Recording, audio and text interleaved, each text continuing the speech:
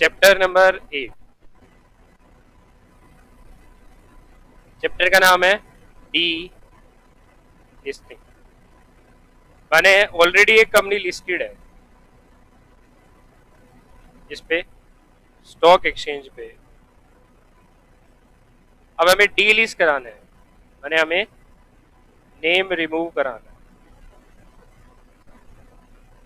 हम क्या चाहते हैं, हमारी कंपनी अब डी लिस्ट ना रहे, सॉरी लिस्टेड ना रहे, हमारी कंपनी क्या हो जाए, डी लिस्ट हो जाए। हमें स्टॉक एक्सचेंज से अपनी सिक्योरिटीज को, नाम को रिमूव कराना, ठीक है। हमें क्या करना है, हमारी जो कंपनी की सिक्योरिटीज है ना, लिस्टेड है, उनको रिमूव कराना है। वो क्या ना रहे, लिस्टेड ना रहे। अब उन पे क्या ना हो, ट्रेड ना हो इस पे स्टॉक एक्सचेंज। अब वो कह रहे हैं कि स्टॉक एक्सचेंज पहले आपको समझना पड़ेगा, दो तरह के स्टॉक एक्सचेंज है। एक है नेशन वाइड ट्रेडिंग टर्मिनल वाले। बताना भाई इसका एग्जांपल दो फटाफट। Nation wide trading terminal. दूसरा है रीजनल स्टॉक एक्सचेंज। इसका एग्जांपल दो भाई।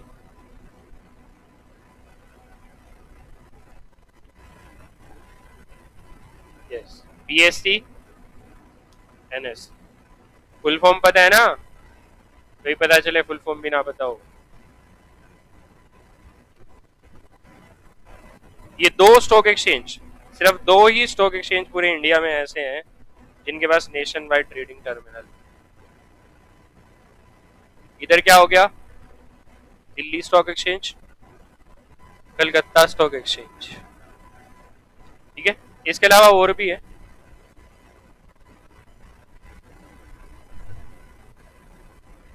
इसके अलावा और भी है, चेन्नई विनई और बहुत हैं, कुछ 16-17 स्टॉक एक्सचेंज, ठीक है। तो रीजन वाइज स्टॉक एक्सचेंज। अब हम क्या करा रहे हैं, डी लिस्ट करा रहे हैं। तो डी लिस्टिंग दो तरह से होता है, मैंने आपको लास्ट क्लास में बताया। एक डी लिस्टिंग है जो कंपलसरी है,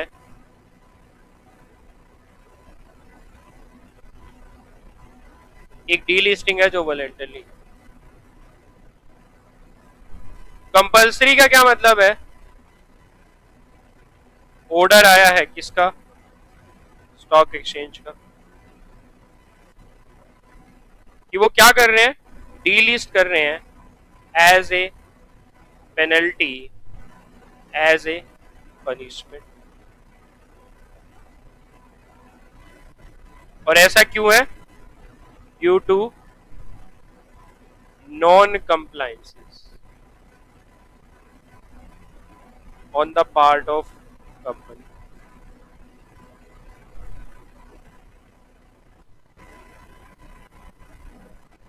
वॉलेंटरी क्या है, वॉलेंटरी क्या है,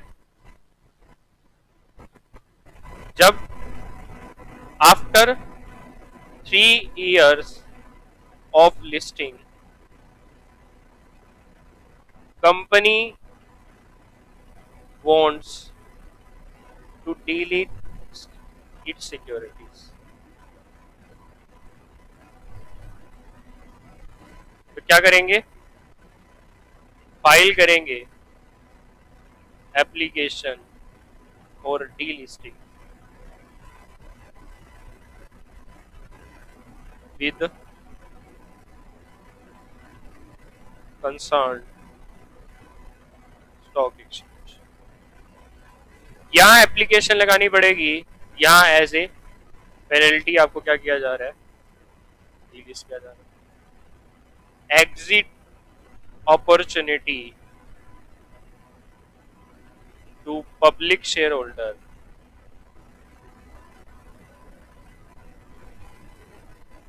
इज मस्ट।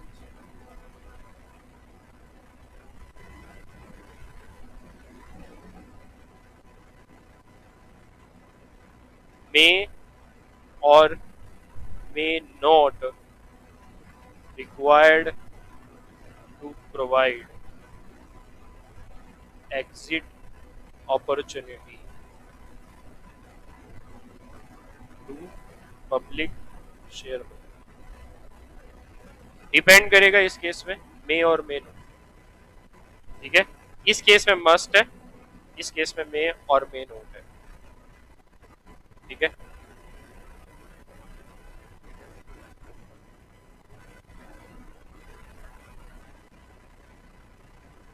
अब वॉलेंटली डिलीज समझ,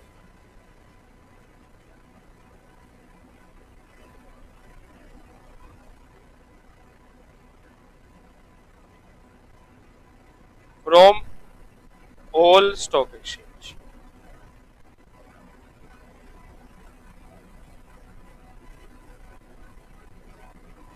from few stock exchange,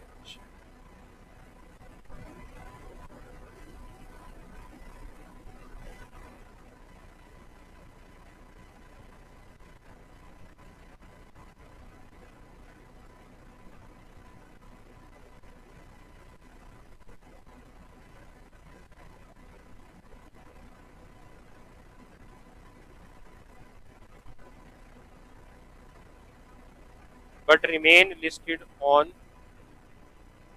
one nationwide trading terminal stock exchange,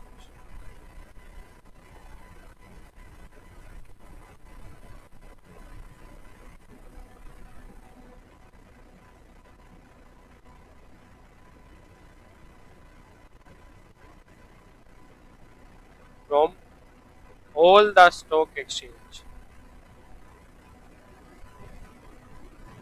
having nationwide trading terminal but remain listed on stock exchange, on regional stock exchange. तो तीन केस बनते हैं इस तरह से, ठीक है।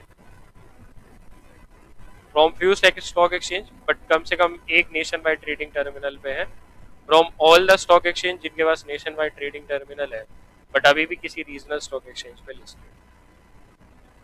इस केस में एग्जिट अपॉर्चुनिटी इज मस्ट।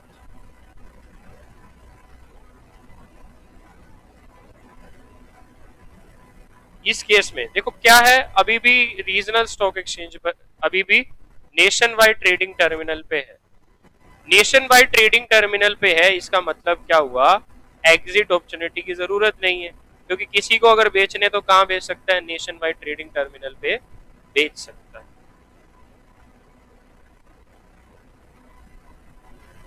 यहाँ रीजनल स्टॉक एक्सचेंज में लिस्टेड रह रहा है, बट रीजनल स्टॉक एक्सचेंज पे लिस्ट होने का तो कोई फायदा नहीं है, क्योंकि ट्रेडिंग कहाँ होती है, नेशन वाइड ट्रेडिंग टर्मिनल पर होती है। तो यहाँ भी क्या है, एग्जिट अपॉर्चुनिटी इज मस्ट,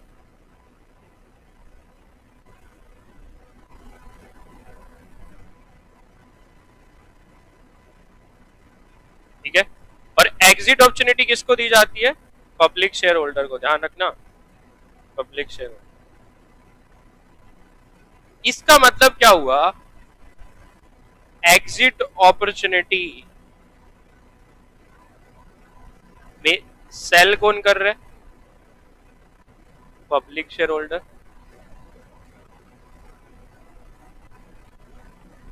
और बाय कौन कर रहा है, प्रमोटर।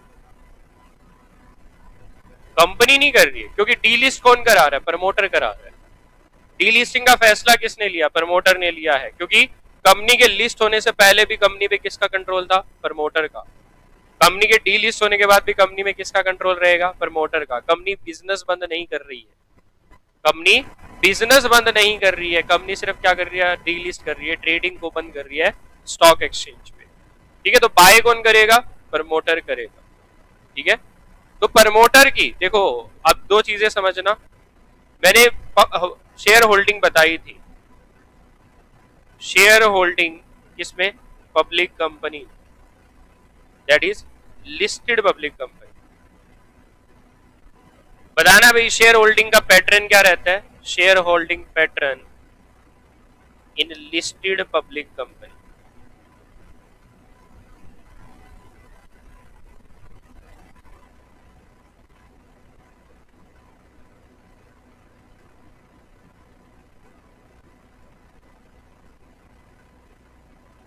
दो पार्ट में डिवाइड होती है।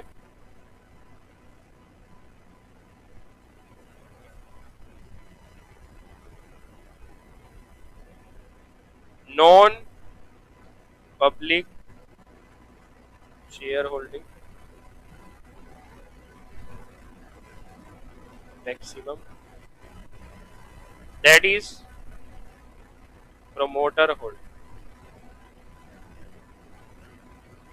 कितनी है? मैक्सिमम 75%। और दूसरी तरफ अगर मैं कहूं मिनिमम पब्लिक शेयर होल्डिंग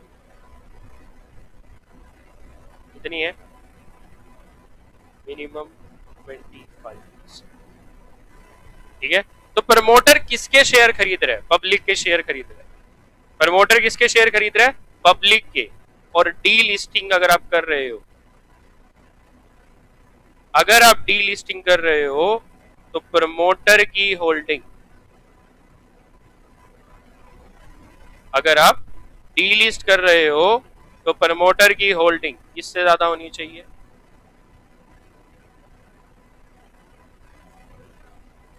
75% से बढ़ के 90% और अबव होनी चाहिए। ठीक है, 75% से बढ़ के 90% और अबव होगी तभी डीलिस्टिंग होगा, अदरवाइज डीलिस्टिंग नहीं होगा। तभी डीलिस्टिंग होगा, अदरवाइज डीलिस्टिंग नहीं होगी। तो डीलिस्टिंग के लिए प्रोविजन का कंप्लायंस जरूरी है। डीलिस्टिंग के लिए इस प्रोविजन का कंप्लायंस जरूरी। क्लियर है भाई? जिसने नहीं उतारा हुआ हो ये चीजें उतार लेना, ये आपकी बुक में कहीं नहीं, ये आपकी बुक में नहीं है, ये नॉलेज पर्पस है। ठीक है, सिक्योरिटी में सबसे ज्यादा जो मायने रखेगा वो नॉलेज मायने रखेगी। सिक्योरिटी का पेपर नॉलेज बेस्ड पेपर आता है, सिक्योरिटी का पेपर बुक से नहीं होता है, नॉलेज बेस्ड। आपको जो चीजें नॉलेज से जो चीजें समझ में आएंगी उन चीजों की क्लैरिटी पे आप लिख पाओगे। अदरवाइज पेपर ऐसा है ही नहीं जो डायरेक्ट आपसे हो जाए। ठीक है, इसीलिए जो चीज लिखवाई जाती है, जो डायग्राम बनाया जाता है, कोशिश करो उन डायग्राम्स को बनाने की। ठीक है, घर बैठे हो नोटबुक ले, नोटबुक में बना लो, पेजेस पे बना लो, पेजेस को अटैच कर लो चैप्टर के साथ, कैसे भी कर लो, ये आपकी मर्जी। अब जब चैप्टर बढ़ाना स्टार्ट करते हैं ना, तो चैप्टर के स्टार्टिंग में दो चीजें आती है, एक है डी लिस्टिंग, एक है सरेंडर। सॉरी, सरेंडर कह रहा हूं, सस्पेंशन।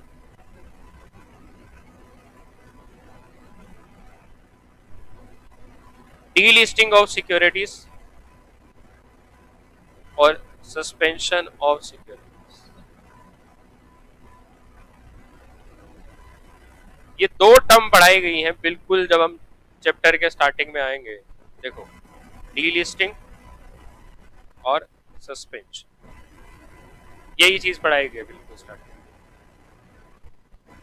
ठीक है,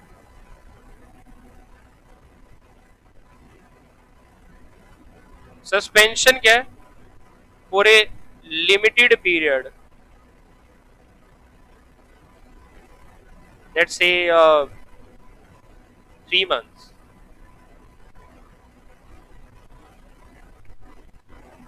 no trading of securities।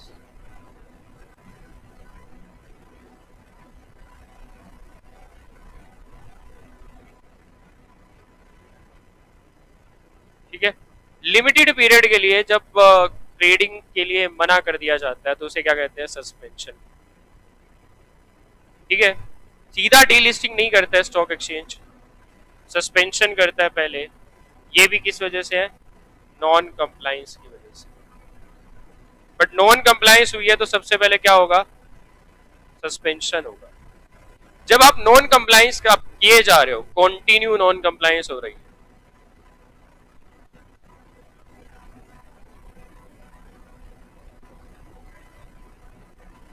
तो स्टॉक एक्सचेंज ने आगे क्या कर दिया? डीलिस्टिंग कर दिया। ठीक है, और दूसरा वॉलेंटरी बेसिस पर आप खुद भी कर सकते हैं। ठीक है, लेकिन सस्पेंशन वॉलेंटरी नहीं होता, सस्पेंशन वॉलेंटरी नहीं होता है, मैंडेटरी सस्पेंशन होता है उस टाइम पीरियड में। ठीक है, आपने नॉन कंप्लायंस करी, इस वजह से यह।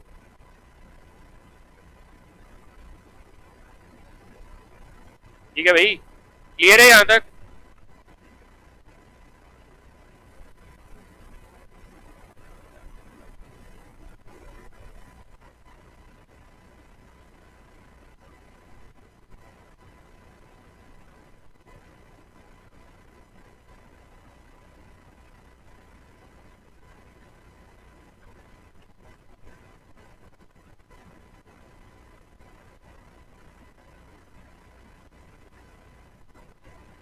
अब देखो, चैप्टर नंबर 8 के साथ है ना एक चैप्टर नंबर 1 है,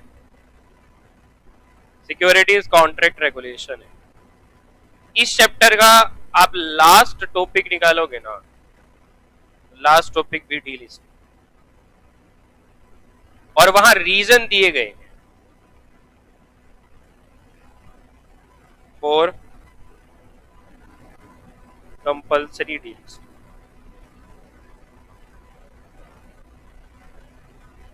ठीक है, वहां पे रीजन दिए गए हैं किस चीज के लिए, compulsory delisting, reason for compulsory delisting by stock exchange.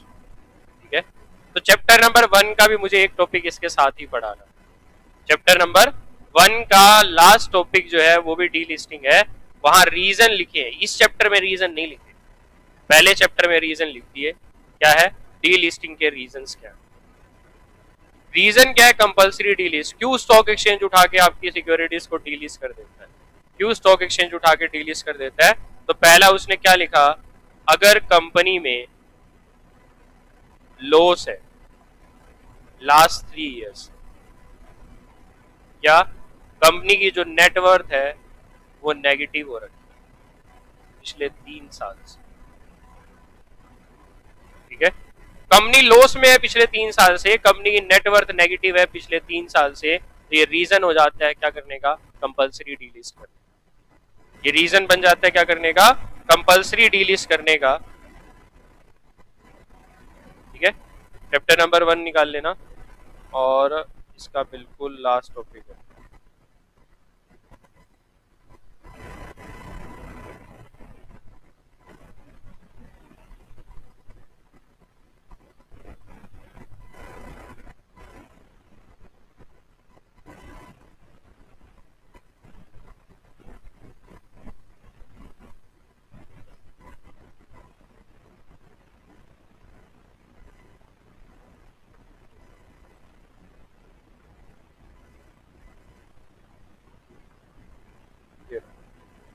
Page number 37 है, इस चैप्टर के साथ लिख लेना। हाँ हाँ, इस चैप्टर के साथ भी लिख लेना, पेज नंबर 37, डीलिस्टिंग। देखो क्या कह रहा है, कंपनी में लॉस है पिछले 3 साल से, दूसरा कंपनी की नेटवर्थ नेगेटिव है, दूसरा सस्पेंशन हो रखा है of trading of securities more than 6 month. तो 6 महीने तक तो कोई दिक्कत नहीं है, 6 महीने से ज्यादा होते ही क्या हो जाएगा, डीलिस्टिंग हो जाएगी। तो सस्पेंशन हो रखा है किस चीज का, ट्रेडिंग ऑफ सिक्योरिटीज, कंपनी की सिक्योरिटीज ट्रेड नहीं करने की गई है पिछले 6 महीने से ज्यादा टाइम पीरियड हो गया। ठीक है, शेयर्स क्या है, इनफ्रीक्वेंटली ट्रेडेड होते हैं, इनफ्रीक्वेंटली ट्रेड हो रहे हैं। इनफ्रीक्वेंटली ट्रेड का मतलब क्या है, देखो शेयर्स, 2 तरह की ट्रेडिंग होती है शेयर्स,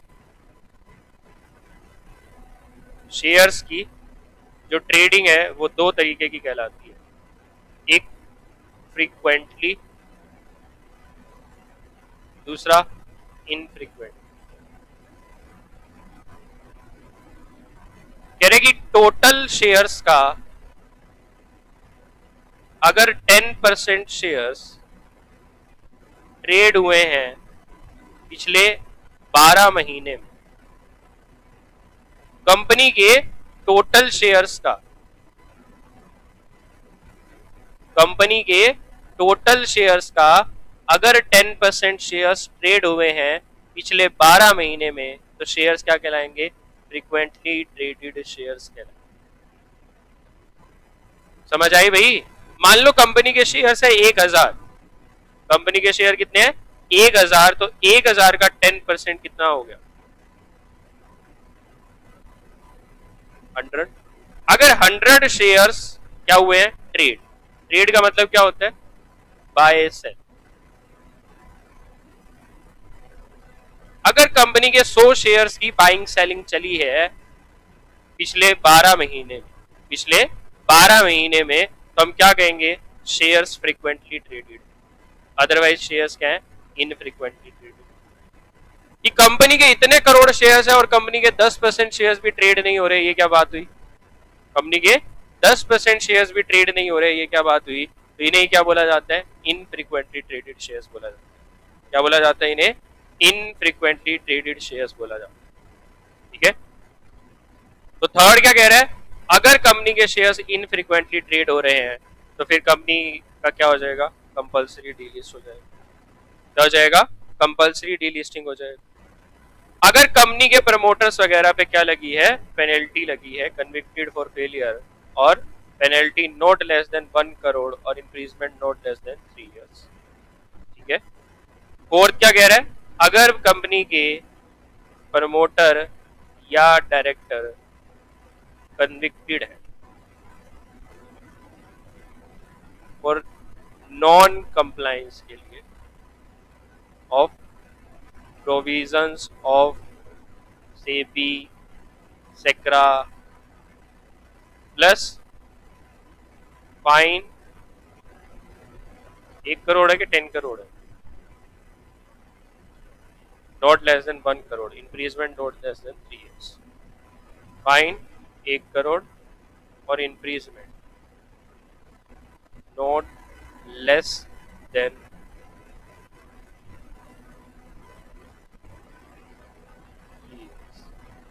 अब इसको याद रखना क्योंकि इस चीज पे क्वेश्चन पॉसिबल है। सिक्योरिटी लो ना एक्सेप्शन पे चलता है, क्या परसेंटेज मिनिमम है?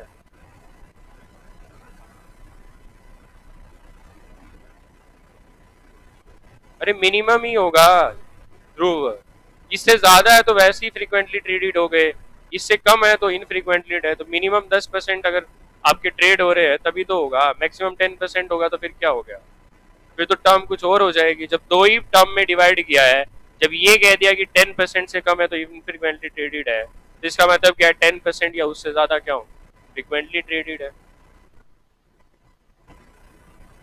ठीक है, तो अगर कंपनी के प्रमोटर और डायरेक्टर कन्विक्टेड हैं और उन पे फाइन पेनल्टी लगाई गई है, ठीक है, अब फाइन पेनल्टी की अमाउंट याद रखनी, क्योंकि सिक्योरिटी लॉ में ये बड़ा टर्म बड़ा इंपॉर्टेंट रहता है, क्योंकि एक्सेप्शन छोटी छोटी बातों पे क्वेश्चन पूछे जाते हैं।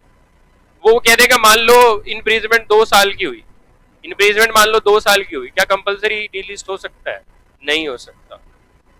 कंफर्म करने की जरूरत नहीं है ध्रुव, कॉमन सेंस होती है ना, एक कहते हैं एक कॉमन सेंस होती है इंसान में, वो कॉमन सेंस अप्लाई होती है वहां पे।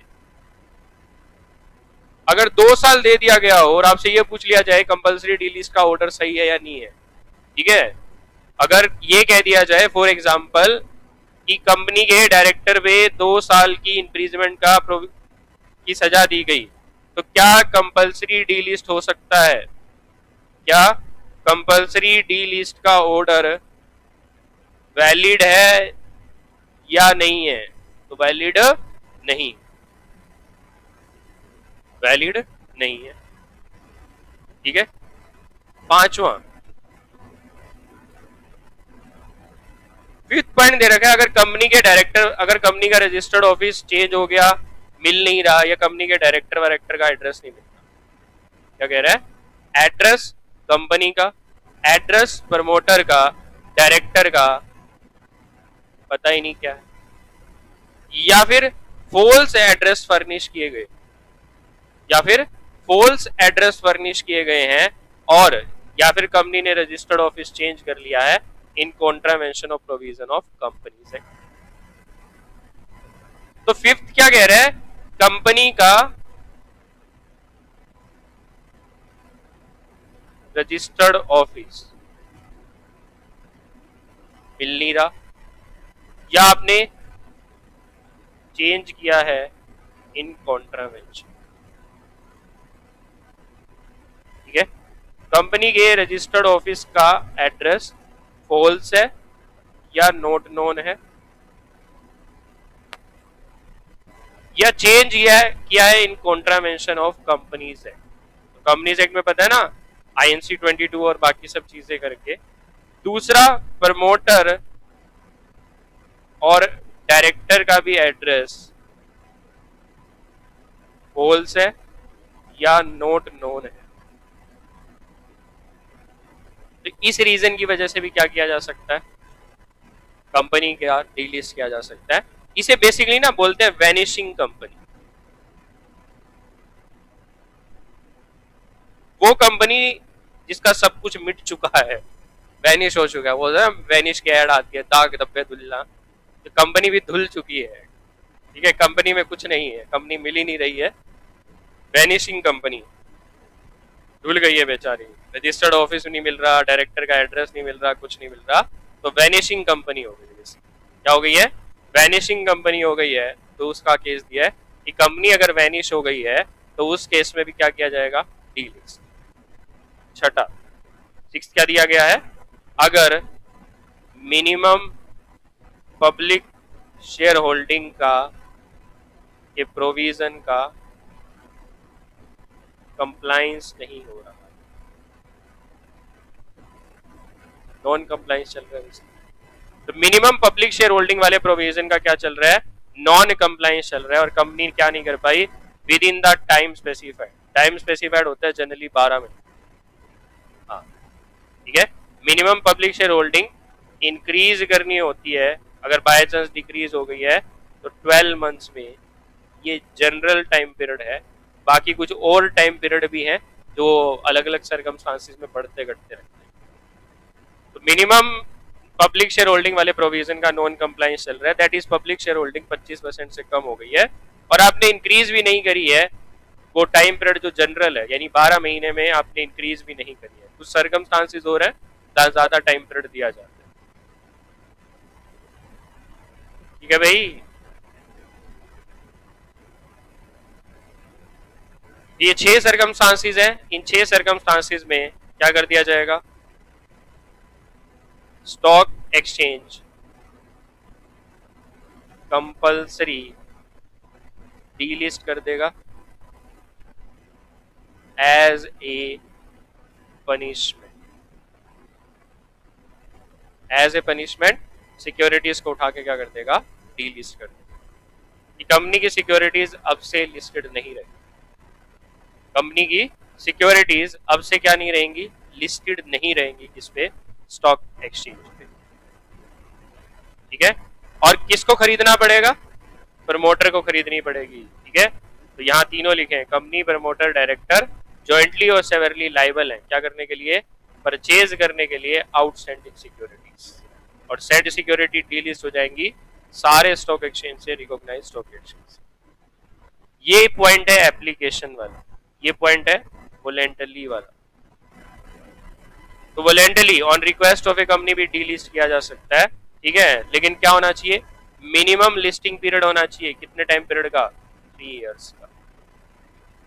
ठीक है, और डी लिस्टिंग के लिए आपको क्या करना पड़ेगा, 2/3 of public share holder, total share holder नहीं बोला है, टोटल नहीं बोला है, टोटल शेयर होल्डर नहीं बोला है, क्या बोला है, सिर्फ public share holder. Public share holder से आपको अप्रूवल लेनी पड़ेगी। ठीक है, और कंपनी प्रमोटर को खरीदने पड़ेंगे, कंपनी प्रमोटर डायरेक्टर को परचेज करने पड़ेंगे शेयर्स। ठीक है, और एग्जिट अपॉर्चुनिटी की जरूरत नहीं है, ये है एग्जिट अपॉर्चुनिटी का पॉइंट। ये कह रहा है कि एग्जिट अपॉर्चुनिटी रिक्वायर्ड नहीं है जब कंपनी क्या है, remain listed on one stock exchange having nation wide trading terminal. ठीक है, अगर कंपनी किसी एक नेशन वाइड ट्रेडिंग टर्मिनल पे है तो जरूरत नहीं। हाँ, तो डायरेक्टर बना है तो लाइबिलिटी तो उसकी भी है, डायरेक्टर बना है तो सबकी लाइबिलिटी है, चाहे आप थे चाहे ना थे। ठीक है भाई, ये टॉपिक यहाँ से कर लेना पहले, डीलिस्टिंग ऑफ सिक्योरिटी। ठीक है, एक recognise stock exchange without prejudice to any other action, तो जो और एक्शन ले सकता है तो ले सकता है, उसके अलावा एक एक्शन डी लिस्ट का भी ले सकता है। कंपनी की incurred losses preceding 3 consecutive years, 3 लगातार साल, और नेगेटिव नेटवर्थ है। नेगेटिव नेटवर्थ का मतलब क्या है? नेटवर्थ का मतलब बताना भाई, नेटवर्थ का मतलब बताओ।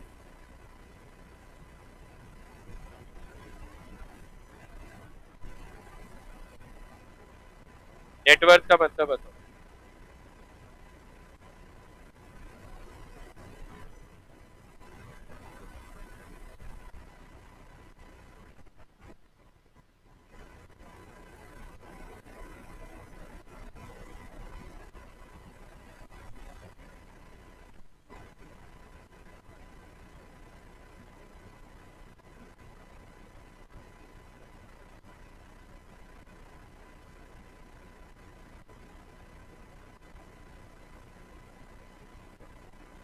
बताओ फटाफट।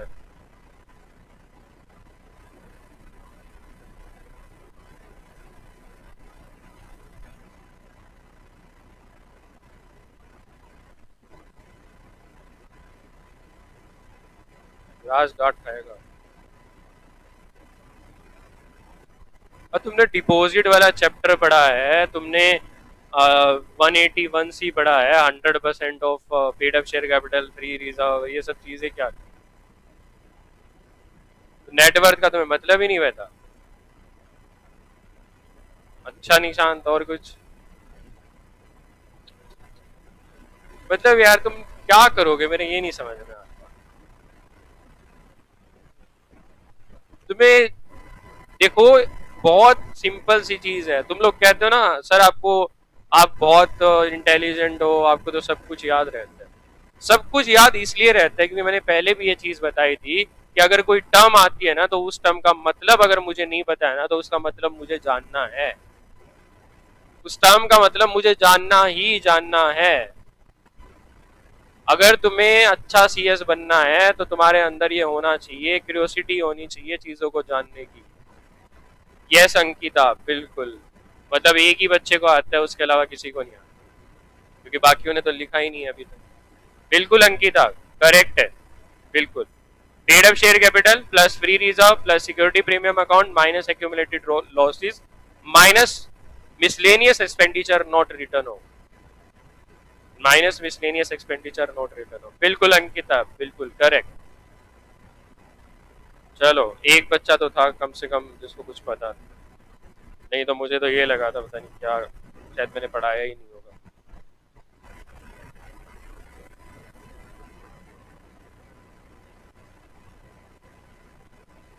नेटवर्थ का मतलब क्या है? देखो, नेटवर्थ का मतलब है एग्रीगेट करना है इसका, paid up share capital and all reserve created out of profit, that is क्या है?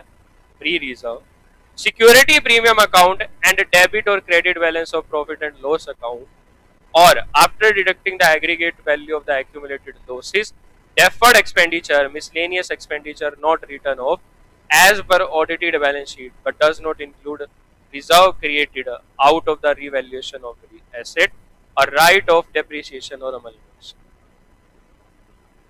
ठीक है, तो नेटवर्थ अब नहीं पता है तो देख लो। मतलब क्या तुम इतना गुस्सा आता है?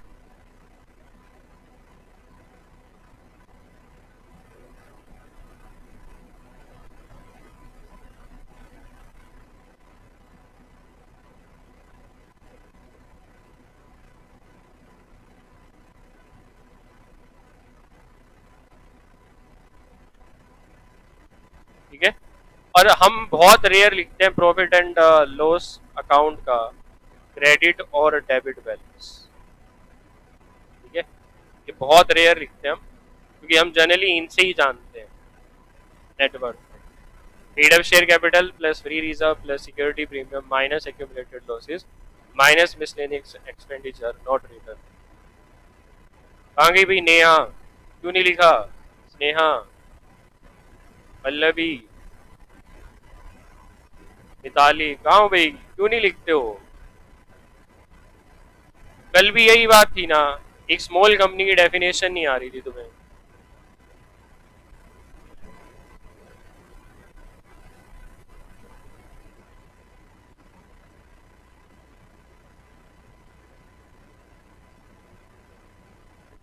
करो भाई रिप्लाई।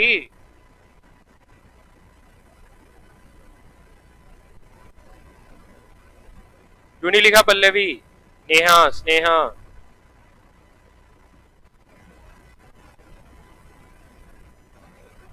तो पूछा क्यों नहीं? यहाँ नेगेटिव नेटवर्थ वर्ड आया था, तो क्या बस रट के जाना है कि नेगेटिव नेटवर्थ वर्ड आएगा तो मैं आंसर लिखाऊंगी, नहीं तो नहीं लिख पाऊंगी?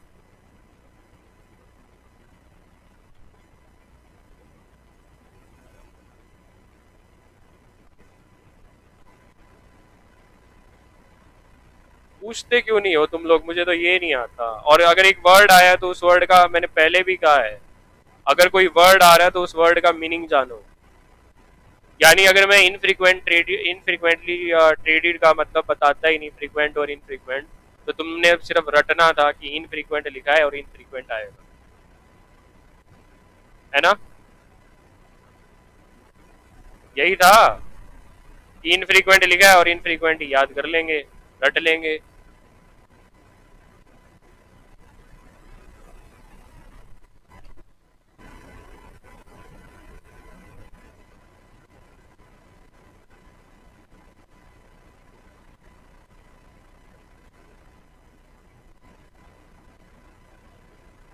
शिक्षा कहाँ है?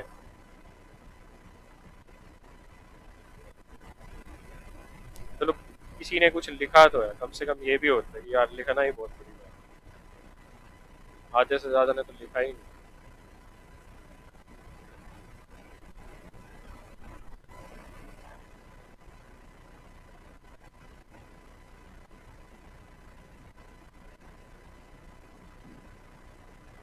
पढ़ लो भाई, पढ़ लो, ढंग से पढ़ लो। अरे कुछ तो याद आया होगा शिक्षा, ऐसे तो नहीं है कि बिल्कुल ब्लैंक थी, कुछ तो गलत तो गलत भी आया होगा कम से कम। लिखने वालों ने गलत भी लिखा है कम से कम, तुम लोगों ने तो कुछ लिखा ही नहीं। होता ना, वो रेस में पार्टिसिपेट करना जरूरी है, हारते हो या जीतते हो ये बाद की बात है, तुमने तो पार्टिसिपेशन ही नहीं किया। तुम तो रेस छोड़ गए, भाग गए, बोले नहीं हमने तो हारना ही है।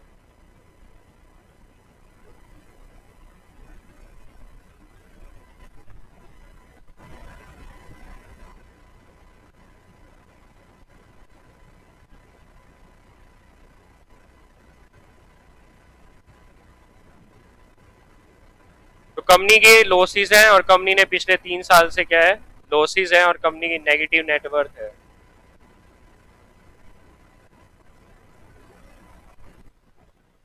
नहीं आदित्य है, पूरा आंसर नहीं है। ट्रेडिंग क्या है दूसरा, ट्रेडिंग इन सिक्योरिटीज क्या है, रिमेन सस्पेंडेड कितने टाइम के लिए, मोर देन 3 मंथ्स। फिर कह रहे हैं सिक्योरिटीज क्या हो गई है, इफ इनफ्रीक्वेंटली ट्रेडेड है ड्यूरिंग द प्रीसीडिंग 3 इयर्स, तो याद रखना जहां जहां 3 इयर्स आ रहा है, ठीक है? तो 3 साल से नेगेटिव नेटवर्थ है और पिछले 3 साल से ही दूसरी चीज है, ठीक है? तो ये ध्यान रखना। फिर कह रहे हैं कंपनी, प्रमोटर और डायरेक्टर कन्विक्टेड है for failure to comply with provision of the act. Act माने सेक्रा, एक्ट का मतलब सेक्रा, दूसरा सेबी, तीसरा depository act, rules regulation, agreement made there under as the case में बी, एंड वर्ड है देखो साथ में, and awarded a penalty of not less than 1 crore और imprisonment not less than 3 years. तो आपसे कम पेनल्टी देके या कम आपको इम्प्रीजमेंट देके ये कह सकता है कि कंपलसरी डीलिस्टिंग वैलिड है या नहीं। फिर कह रहे हैं कि कंपनी, प्रमोटर और डायरेक्टर के एड्रेस नॉट नोन है या फॉल्स फर्निश किए गए हैं, या कंपनी ने एड्रेस चेंज कर लिया इन कॉन्ट्रावेंशन, ठीक है? कौन सा सेक्शन आता है, चेंज इन रजिस्टर्ड ऑफिस, ठीक है? पहले तो ये बताओ रजिस्टर्ड ऑफिस का सेक्शन कौन सा है, फिर चेंज का सेक्शन कौन सा है बताना। Change in registered office in contravention of provision of companies act.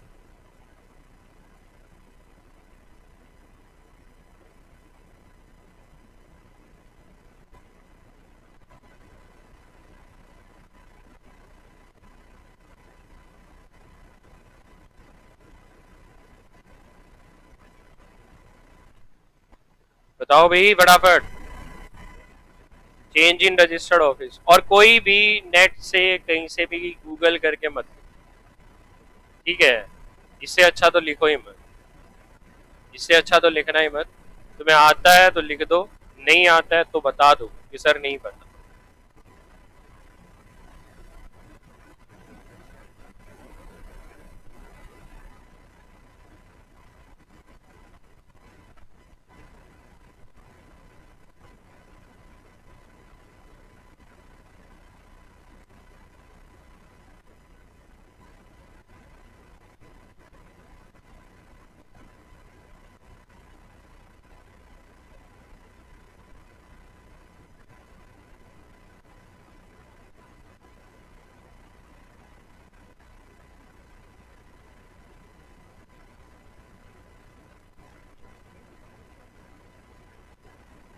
ये आदित्य बिल्कुल correct. Section 12 shifting of registered office, section 12 में आता है रजिस्टर्ड ऑफिस। और रजिस्टर्ड ऑफिस अगर चेंज करते हैं तो INC 22 फाइल होता है। ये कहाँ लिखा है?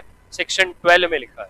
13 में क्या लिखा है? सिर्फ एक चीज लिखी है, जब हम एल्टर कर रहे हैं, और एल्टर का सिर्फ एक ही केस होता है जब कंपनी रजिस्टर्ड ऑफिस शिफ्ट कर रही है कहां से, one ROC to another ROC, sorry one state to another state. वो अल्टरेशन सिर्फ सेक्शन 13 में लिखी है। बाकी अगर आप चेंज कर रहे हो तो सेक्शन 12 है। बाकी अगर आप चेंज कर रहे हो तो क्या है? सेक्शन 12 है। सिर्फ एक चेंज के लिए सेक्शन 13 पढ़ते हैं, बाकी चेंज के लिए सेक्शन 12 पढ़ा जाता है। सेक्शन 12 में दिया गया है कि अगर चेंज इन रजिस्टर्ड ऑफिस कर रहे हो, शिफ्ट इन रजिस्टर्ड ऑफिस कर रहे हो, तो INC 22 फाइल होगा। ये बात कहां लिखी है? सेक्शन 12 में लिखी।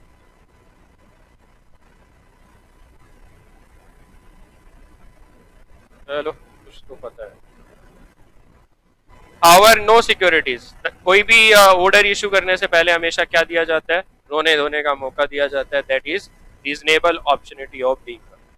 और अगर सिक्योरिटी डीलिस्ट हुई है सबसेक्शन सॉरी सब क्लोज वन के सॉरी क्लोज वन के तरीके से, तो कंपनी, प्रमोटर और डायरेक्टर ऑफ ए कंपनी क्या होंगे? जॉइंटली और सेवरली लायबल हैं क्या करने के लिए? परचेज करने के लिए सिक्योरिटीज। किनसे? पब्लिक शेयर होल्डर से। इस प्राइस पे, फेयर प्राइस पे, जो कैसे डिटरमाइन होगा ये भी हमें जानना है। ये पढ़ेंगे हम अभी उस चैप्टर में, वहां से पढ़ेंगे। और the said securities shall be delisted from the all the recognised stock exchange. सारे स्टॉक एक्सचेंज से। तो कंपलसरी डीलिस्ट है तो सबसे होगा। वॉलेंटली आप छोड़ के जा सकते हो जैसे छोड़ के जाना चाहो, लेकिन अगर कंपलसरी होगा तो सबसे ही होगा।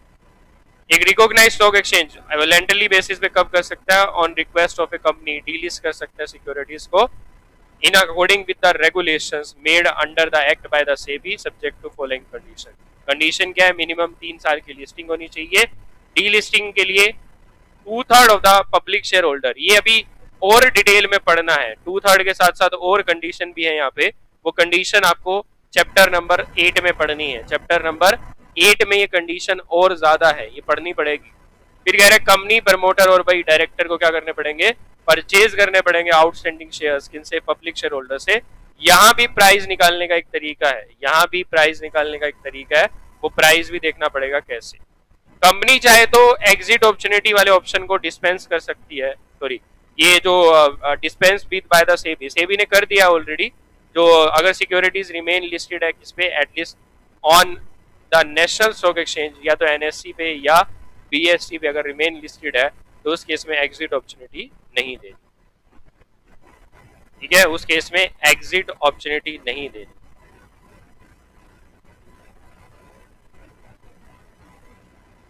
ठीक है, ये एग्जिट है, मुझको लग रहा था मैं ऐसे। एग्जिट है भाई, एग्जिस्ट लिख दिया, एग्जिट अपॉर्चुनिटी है।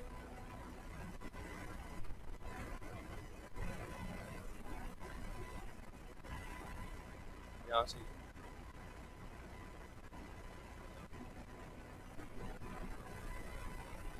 यस, एग्जिट अपॉर्चुनिटी है। एग्जिस्ट वर्ड तुम लोगों ने बताया नहीं, मैं एग्जिट एग्जिट बोल रहा हूँ, लिख एग्जिस्ट रहा हूँ। फकीर के फकीर है, सर ने बोल दिया तो।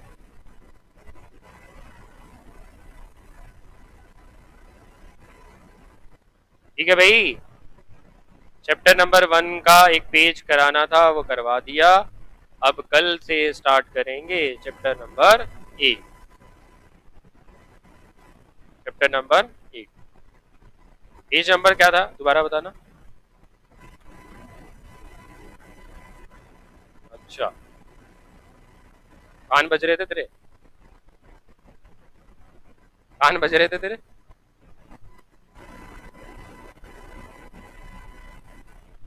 एक पॉइंट और रह गया स्मॉल कंपनी वाला, एक पॉइंट और रह गया वैसे स्मॉल कंपनी वाला।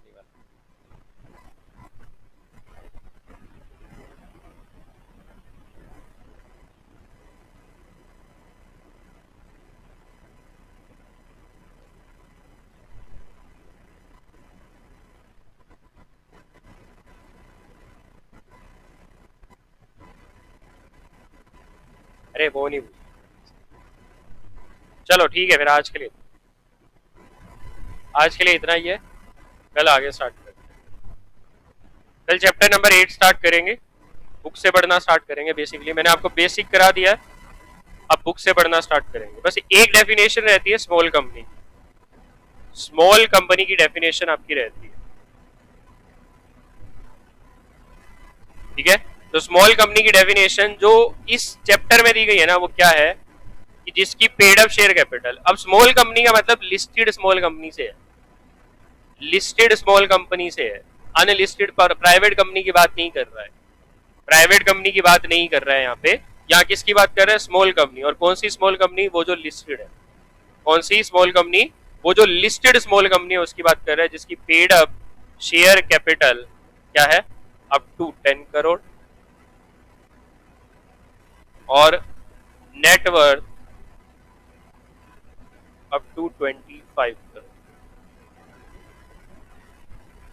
ठीक है, यही है। एक all the stock exchange